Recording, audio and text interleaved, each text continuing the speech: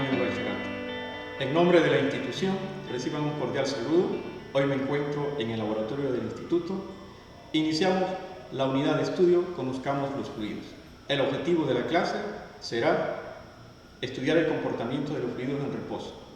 La mecánica es la ciencia física más antigua que trata tanto de los cuerpos en reposo como de aquellos en movimiento, bajo la influencia de alguna fuerza. La mecánica de fluidos también se divide en varias categorías.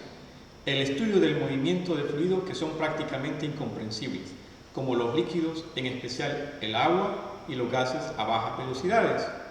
Suele mencionarse como hidrodinámica. Una subcategoría de esta es la hidráulica, que estudia los flujos de líquidos en tubos y canales abiertos.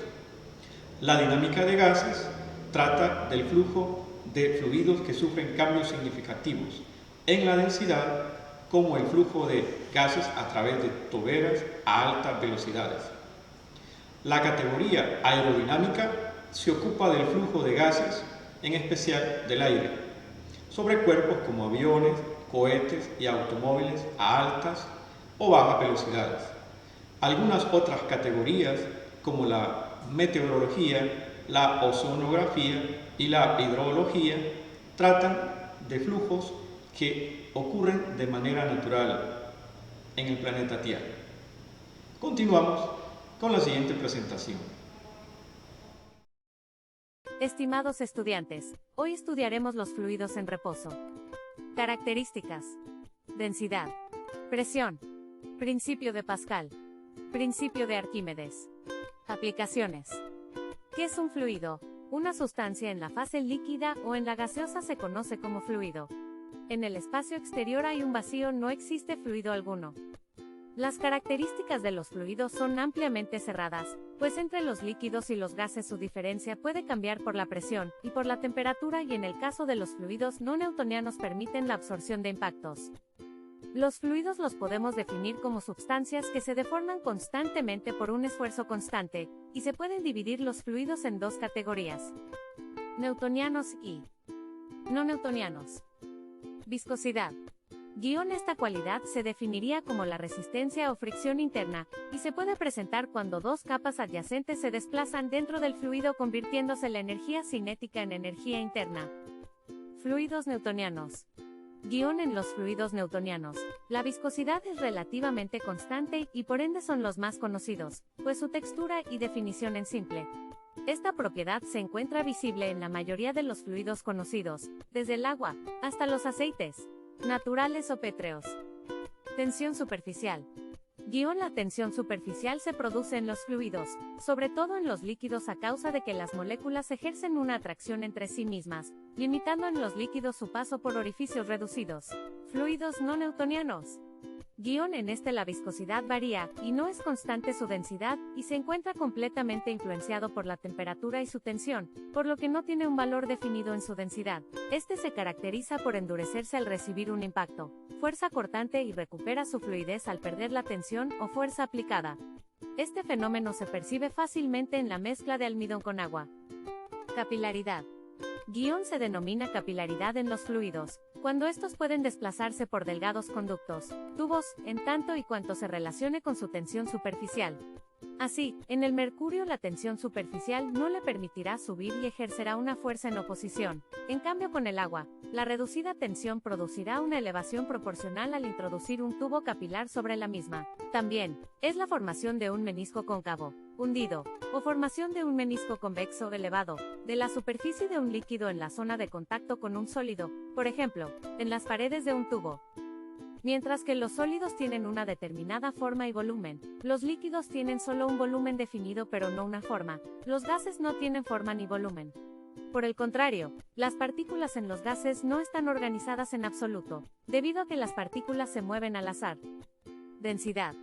La densidad establece qué tan fuertes se unen los átomos del fluido o su grado de compactación. Los diferentes materiales pueden tener diferente grado de densidad. Nótese, en la imagen, dos bloques con la misma masa pero diferente volumen. Por lo tanto, tienen diferente densidad. 0.1 gramo por mililitro y 1 gramo por mililitro. Es decir, el bloque rojo tiene mayor densidad que el bloque gris. Para el siguiente caso, dividir la masa de 445 gramos por el volumen de la roca que se obtiene sumergiéndola en la probeta. El aumento de volumen es de 50 centímetros cúbicos. El resultado es 8.9 gramos por centímetro cúbico, según la definición de densidad. Rho es igual a la masa dividida entre su propio volumen. La presión hidrostática es la que ejerce un líquido cuando se encuentra en reposo, en el recipiente en el que está contenido. Cuando se ejerce presión sobre un sólido, este puede deformarse. En este caso, la fuerza se aplica sobre una superficie determinada. En los líquidos, la presión se transmite y distribuye en todas las direcciones. La presión ejercida en cualquier punto de un contenedor no depende de la forma de este, sino únicamente de la densidad y de la altura que hay desde la superficie del líquido hasta el punto a considerar. Se cuenta la columna que oprime, desde arriba hasta donde se considera. A esto se le conoce como la paradoja hidrostática de Stevens. En la imagen de los bloques, el bloque vertical presenta mayor presión por su reducido volumen, mientras el mismo bloque en la posición horizontal manifiesta menor presión porque incrementa su área de contacto. En segunda imagen, una torre de agua es un gran contenedor de agua construido con el propósito de guardar grandes cantidades de agua a una altura suficiente para presurizar sistemas de distribución de agua. La presurización ocurre a través de la elevación del agua. Por cada 10 centímetros de elevación, se produce 1 kilopascal, así 30 metros de altura producen aproximadamente 300 kilopascales, lo cual es suficiente presión para operar con los requisitos del sistema de distribución del agua a presión. La presión hidrostática es independiente del área o de la forma del recipiente. Stevens. No importa la forma que tenga el recipiente, la presión en el fondo del recipiente depende únicamente de la densidad del líquido y de la altura del líquido dentro del recipiente. Para los ejemplos, el estanque pequeño tiene mayor presión que el estanque grande. Esto se debe a la altura de la columna. Y para el caso de los peces, ambos soportan la misma presión por estar a igual profundidad.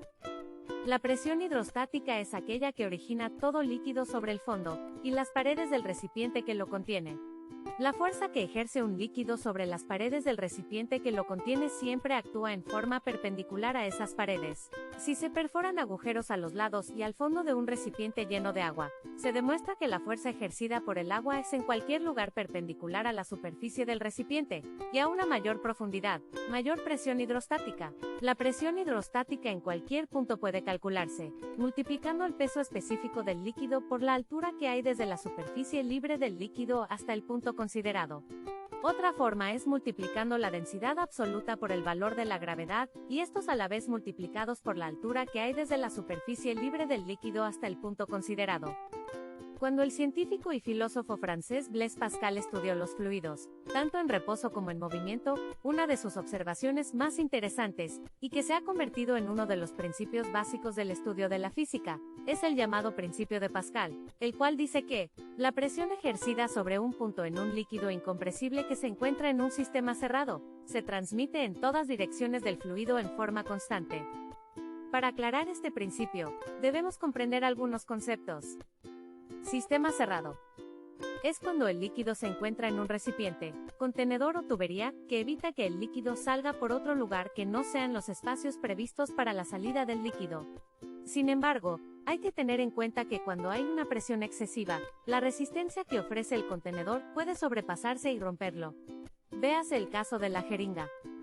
Si tenemos un recipiente como el de la figura 1 y aplicamos una fuerza sobre el émbolo E, la presión se distribuye uniformemente por todo el líquido, y en cualquier punto del recipiente tendrá la misma presión. La presión aplicada a través de un émbolo podemos medirla de diversas formas.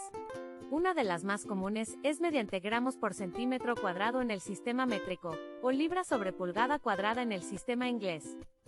En el Sistema Internacional de Pesas y Medidas, la presión de los fluidos se mide en una unidad llamada pascal, la cual es la medida resultante de aplicar una fuerza de 1 newton aplicada en una superficie de 1 metro cuadrado. Y 1 newton es igual a la fuerza necesaria para mover una masa de 1 kilogramo proporcionándole una aceleración de 1 metro por segundo. El principio de Pascal tiene su aplicación práctica en la transmisión de una fuerza a través de un líquido por medio de la presión aplicada en un émbolo, que es transmitida a otro émbolo. Para aplicarlo, comenzamos por comprender que la presión aplicada en la superficie del émbolo A es la misma presión que se transmite a la superficie del émbolo B figura 2. Aproximadamente 250 años antes de nuestra era, el matemático griego Arquímedes observó mientras se estaba bañando en una tina, que podía levantar las piernas fácilmente cuando se encontraban bajo la superficie del agua. Arquímedes descubrió que el cuerpo se tornaba más ligero debido a una fuerza de empuje, vertical y para arriba, ejercida sobre el cuerpo por el líquido, de manera que el peso del cuerpo aparentaba ser más liviano. A la fuerza que ejerce el líquido sobre el cuerpo se le llama empuje. El principio de Arquímedes se enuncia de la siguiente forma. Un objeto que se encuentra parcial o totalmente sumergido en un fluido experimenta una fuerza ascendente, empuje, igual al peso del fluido desalojado. Si se coloca un objeto que flote en una vasija con agua que tenga un tubo para desaguar, y si se recolecta el agua desplazada por el objeto, se puede comprobar que el peso de ella es igual al del objeto introducido. Condiciones para que un cuerpo flote. Cuando un cuerpo se encuentra sumergido en un líquido, todos los puntos de su superficie reciben una presión hidrostática. Las presiones ejercidas sobre las caras laterales opuestas del cuerpo se neutralizan mutuamente, sin embargo está sujeto a otras dos fuerzas opuestas, su peso que lo empuja hacia abajo y el empuje del líquido que lo impulsa hacia arriba. De acuerdo con la magnitud de estas dos fuerzas, se tendrán los siguientes casos. 1. El objeto se va hundiendo desde que se puso en contacto con el líquido. En este caso la intensidad del empuje es menor a la del peso del objeto. Tal es el caso del bloque en la imagen. 2. El objeto permanece estático, pero por debajo de la superficie del líquido. En este caso la intensidad del empuje es igual a la del peso del objeto. El objeto va emergiendo desde que se colocó en lo más profundo. En este caso la intensidad del empuje es mayor a la del peso del objeto. Como se observa en la imagen cuando se hunde un trozo de madera que flota en agua, el empuje que recibe un cuerpo sumergido en un líquido se determina multiplicando el peso específico del líquido por el volumen desalojado de este y se expresa. El empuje es igual al producto del valor de la densidad del fluido por la cantidad de volumen desplazado por el objeto, y este a la vez multiplicado por el valor de la gravedad. Cuando un cuerpo se encuentra sumergido en un líquido sufre una pérdida aparente de peso. Debido a esto, se puede levantar personas dentro de una poza o una piscina, que difícilmente se levantarían fuera de ella. En la imagen se muestra que el objeto fuera del agua tiene un peso de magnitud 3, y dentro del agua, la magnitud del peso es 1. Entonces, se determina que el empuje es de un valor de 2. Por lo tanto, el peso aparente del bloque sumergido tiene un valor de 1.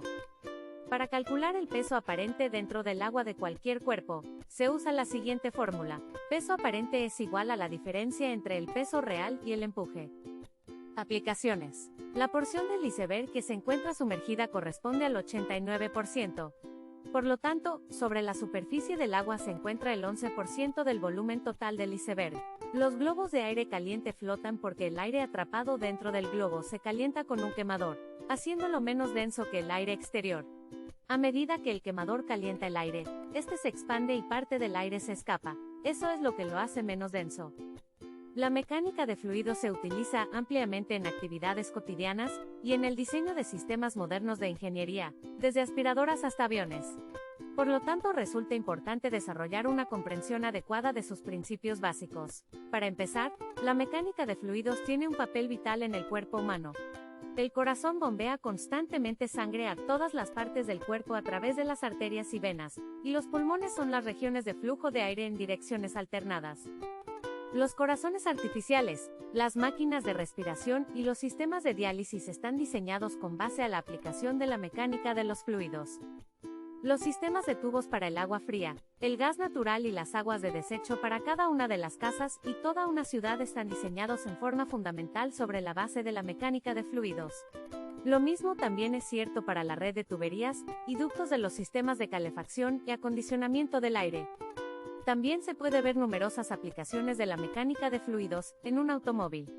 Todos los componentes asociados con el transporte del combustible del tanque de este hacia los cilindros, la línea de suministros del combustible, la bomba, los inyectores o el carburador.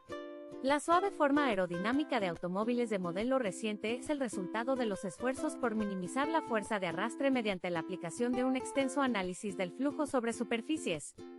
A una escala más amplia, la mecánica de fluidos desempeña una parte importante en el diseño y análisis de aviones, barcos, submarinos, cohetes, motores de propulsión a chorro, turbinas de viento, aparatos biomédicos, sistemas de enfriamiento de componentes electrónicos y ductos de transporte de agua, petróleo crudo y gas natural. Numerosos fenómenos naturales como el ciclo de lluvias, los patrones meteorológicos, la elevación del agua del suelo hasta la punta de los árboles, los vientos, las olas y las corrientes en las grandes masas de agua también son regidos por los principios de la mecánica de los fluidos. Por mi parte, estimados jóvenes, finaliza mi intervención. Continúen con el profesor Giovanni Ángel. Hasta la próxima. Llegamos al final, jóvenes, de nuestra clase Estudiemos los fluidos, en reposo. Les recuerdo que deben repasar los ejercicios sobre densidad, principio de Pascal, principio de Arquímedes, presión manométrica. Y ahora ya están listos para hacer el resumen en el cuaderno de Ciencias Naturales. Este cuaderno lo pueden decorar según su personalidad, creatividad y materiales que tengan en su casa. Muchas gracias y nos vemos hasta la próxima semana.